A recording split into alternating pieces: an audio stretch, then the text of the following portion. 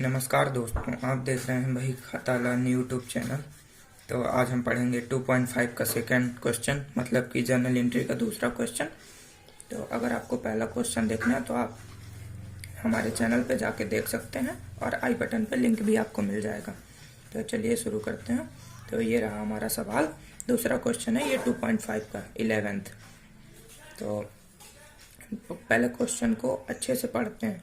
निम्नलिखित लेन देनों से लोहा व्यवसाय, मतलब लोहा का व्यवसाय करता है, जयश्री गुप्ता के जर्नल में आवश्यक लेखे कीजिए। तो आपको सबसे पहले फॉर्मेट बनाना है। फॉर्मेट किस तरह से बनेगा ये देखिए। पहले सवाल में मैंने आपको बताया था कि फॉर्मेट कैसे बनाते हैं, और दूसरी इसमें भी आपको ये देखिए, इसमें फॉर्मेट बनेगा date, particular, LF, ledger folio, जो मैंने आपको बताया था। अगर आप इसके बारे में जानना चाहते हैं तो हमारे चैनल पे जाइए। अमाउंट डेबिट, अमाउंट क्रेडिट, ये हमारा फॉर्मेट बनेगा। और ये मान लीजिए यहाँ पे लिखा रहता है, हमारे सवाल में जैसे रहता है, यहाँ पे लिखा रहता है मनीष, तो हम लिखते हैं यहाँ पे जर्नल ऑफ मनीष, मतलब जर्नल, जिसकी जर्नल बना रहे हैं उसका नाम यहाँ पे आएगा। तो चलिए शुरू करते हैं। तो पहले मतलब कि पहले ट्रांजैक्शन को समझते हैं।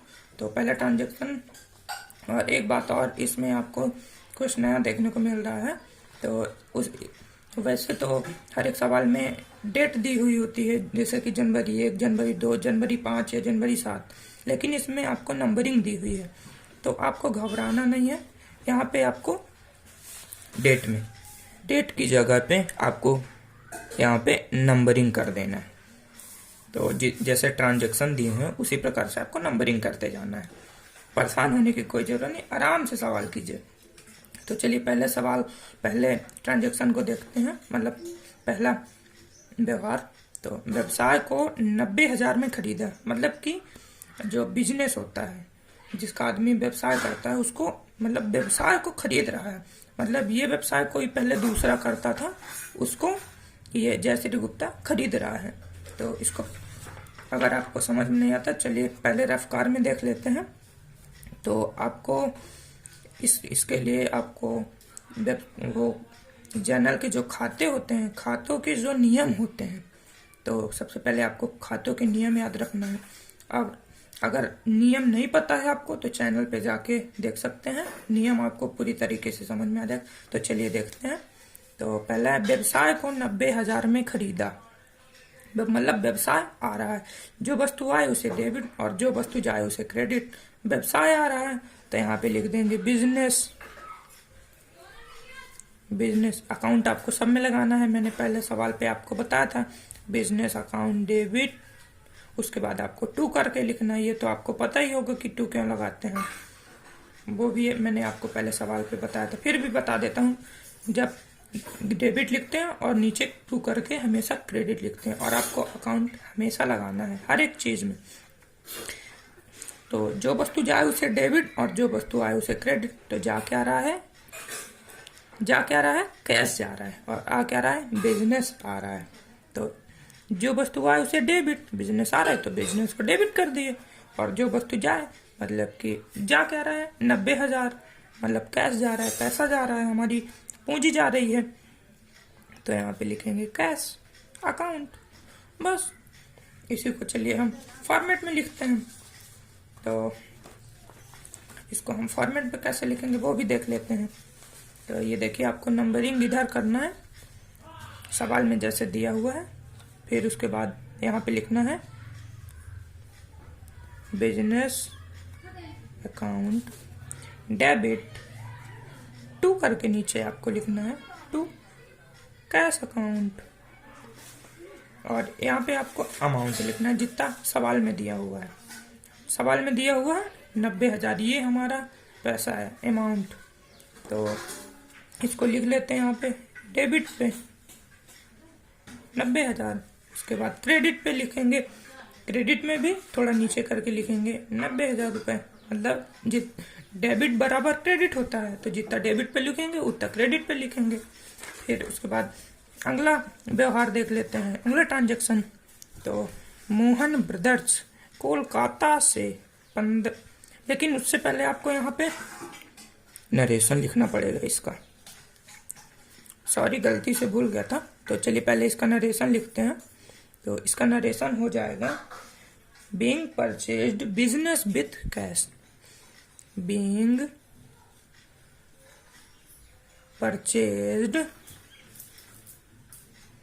बिजनेस विथ कैश, ये आपका नरेशन हो गया। अब चलिए दूसरा व्यवहार देखते हैं, दूसरा ट्रांजेक्शन। तो दूसरा ट्रांजेक्शन ये यहाँ पे 2 लिखा हुआ है, तो इसकी नंबरिंग कर देते हैं, डेट पे 2 लिख देते हैं। मोहन ब्रदर्स कोलकाता से 15,000 में मशीनरी खरीदी, जिस पर उन्होंने हमारी ओर से भाड़े के 150 रुपये चुकाए। मतलब कि हमने उनसे 15,000 में एक मशीनरी खरीदी, जिस पर उन्होंने हमारे मशीनरी लाने का जो भाड़ा था 150 वो दे दिया। तो इसकी एंट्री कैसे बनाएंगे वो चलिए देख लेते हैं। मोहन ब्रदर्स कोलकाता से 15,000 में मशीनरी खरीदी, मतलब जो वस्तु आए उसे डेबिट और जो वस्तु जाए उसे क्रेडिट। चलिए लिखते हैं मशीनरी अकाउंट डेबिट। लेकिन 2 करने से पहले आप एक बात और सुन लीजिए, पहले सवाल को और आगे ध्यान से पढ़िए। जिस पर उन्होंने हमारी ओर से 150 रुपये चुकाए, अगर वो नहीं देते ये 150 तो वो तो हमको ही देना पड़ता, मतलब पैसे आ रहे हैं। तो इसको भी लिखेंगे हम फ्रेट अकाउंट डेबिट। ये इसी में एक ही, मतलब कि 2 नंबर वाला जो ट्रांजेक्शन है इसी में। उसके बाद आपको 2 करके लिखना है। अगर आप यहाँ पे लिख देंगे machinery account debit to Mohan brothers तो गलत हो जाएगा, तो इसीलिए आपको ध्यान रखना है। फिर उसके बाद खरीद किससे रहे हैं? मोहन ब्रदर्स से, तो यहाँ पे हो जाएगा मोहन ब्रदर्स को क्रेडिट कर देंगे।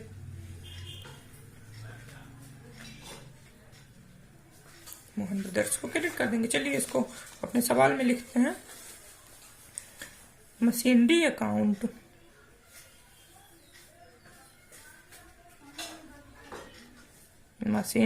अकाउंट डेबिट, उसके बाद आपको freight account debit to Mohan brothers account, 2 करके नीचे आपको लिखना है टू मोहन ब्रदर्स अकाउंट। ये आपकी बन गई जर्नल एंट्री। तो अब इसको अमाउंट कैसे लिखेंगे? अमाउंट लिखने में आप लोग ज़्यादा मिस्टेक करते हैं, तो चलिए पहले अमाउंट को समझते हैं कि अमाउंट कैसे लिखेंगे। तो पहले सवाल को देखते हैं। ये देखिए 15,000 में मशीनरी खरीदी, तो पहले 15,000 रुपये मशीनरी के सीधे लिख देंगे, मशीनरी के सामने लिख देंगे 15,000। और ये फ्रेट जो किराया उन्होंने दिया है हमारी ओर से, तो 150 रुपये इसको लिख देंगे। अब आपको लग रहा होगा कि इसमें तो 2 थे, ये देखिए 2 सौदे थे, तो इसमें 2 सौदे, लेकिन आपको लग रहा होगा कि क्रेडिट में तो एक ही सौदा है, तो कैसे लिखेंगे इस अमाउंट को? तो मैं आपको बता दूं, इन दोनों डेबिट में जितने भी अमाउंट रहते हैं उन सबको प्लस करके और क्रेडिट में लिख दिया जाता है, मतलब डेबिट बराबर क्रेडिट। तो चलिए इसको करते हैं 15,000 प्लस 150, तो क्रेडिट में हो जाएगा 15,150 रुपये। चलिए इसको लिखते हैं अपने जर्नल एंट्री में। तो यहाँ पे लिखेंगे 15,000 रुपये और यहाँ पे लिखेंगे 150 रुपये, जो हमारा उन्होंने फ्रेट किराया दिया है, भाड़ा। फिर उसके बाद क्रेडिट में लिखेंगे इन दोनों को प्लस करके, तो यहाँ पे हो जाएगा 15,150 रुपये। आपको कोई गलती नहीं करनी है, आराम से समझिए। उसके बाद आपको यहाँ पे नरेशन लिखना है। नरेशन में क्या होगा? Being machinery